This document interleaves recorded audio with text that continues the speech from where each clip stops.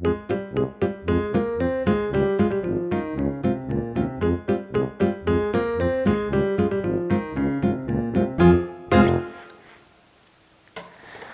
I'm not the best at cutting. Bread is one of the most basic, important types of food that so many people rely on for its goodness. And the main ingredient is flour, which is produced from wheat grown right here in Norfolk. But how does all this get to be part of my loaf? Wheat, like all cereal crops in Norfolk, follows a cycle: planting, through to growing, to harvesting. So for this story, if you don't mind, I'd like to skip the detail and show what happens after the farm. But before I do that, a quick look at the combine harvester. These are high-tech pieces of kit. You know that sat-nav your mum or dad uses on those long, boring journeys? Well, this combine has something similar. Using satellite positioning, the machine can accurately drive itself around the field. Why, I hear you ask? Well, if you can cut the crop in accurate, neat lines, then there's less waste, and the field will be harvested quicker. That means more fields cut in the day, burning less fuel in the vehicles, and helping to bring the costs down. Not only that, the combine's computers remembers the field from previous years and know whether the yield, the amount of wheat grown, has improved. Let's leave these guys with their big toys and find out where the wheat is off to. 27 tons of wheat has arrived on this lorry at Haygates Flour Mill here in Norfolk, and they can get up to 16 lorries a day arriving. Before it can be unloaded, the wheat must be tested for a few things, like moisture. If this is too high or too low, then the gluten, a type of protein, may be damaged. And gluten gives bread its structure, strength, and texture. Without these marvellous little proteins, bread would not be bread. So it's down to these scientists to carry out a few tests. Okay, this load has been given the all clear. So the driver backs his lorry up, allowing it to empty the wheat grain into these storage silos. It's happy to be stored here for months, as long as the moisture content stays stable.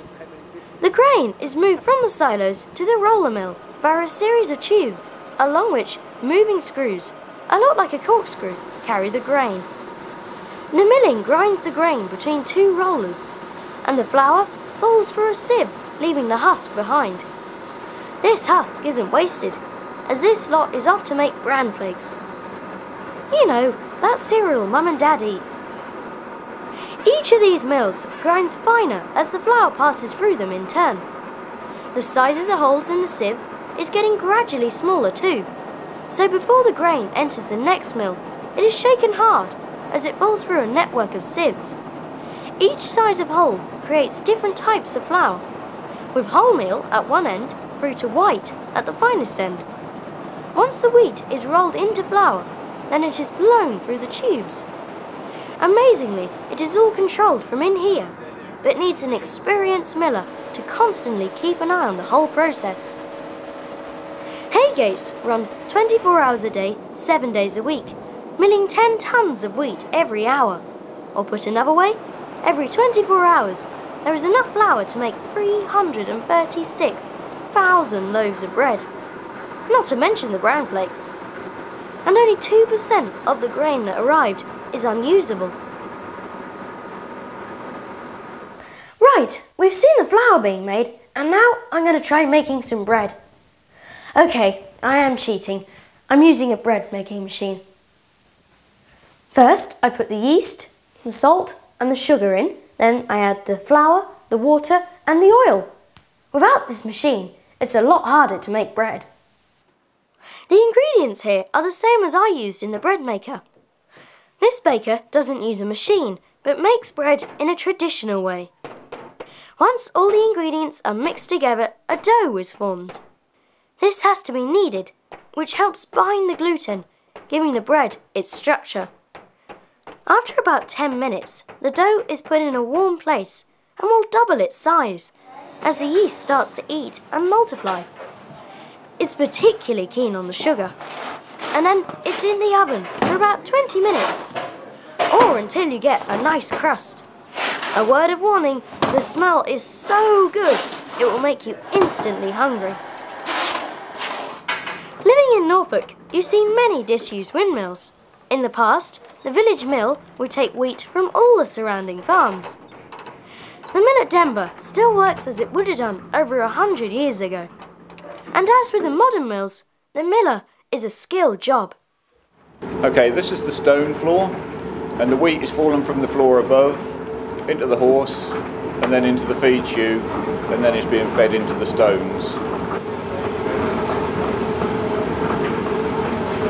As you can see, the power is coming from the top of the mill and making its way down and turning the quant nut here to drive the stones. The process we use here is actually we're using stones to mill the wheat. So that involves a pair of stones, not touching but with a very small gap, with grooves, specific grooves cut in them to actually cut the wheat open and then turn it into flour. The other common way to mill flour in the past was to use water-powered wheels to turn the grinding stones. Streams were dammed to create a mill pond, as you can see here at Leveringset. The water is channeled through a wheel as it drops down the continuous journey along the stream. Leveringset Watermill has been lovingly restored to full working glory, and like the windmill at Denver, it's open to the public. When you visit, you can see the way the power from the wheels, or sails, turn a series of cogs that drive the grinding stones. It's a fascinating way to see how energy can be transferred through all these cogs and wheels without the single use of an engine or electric motor.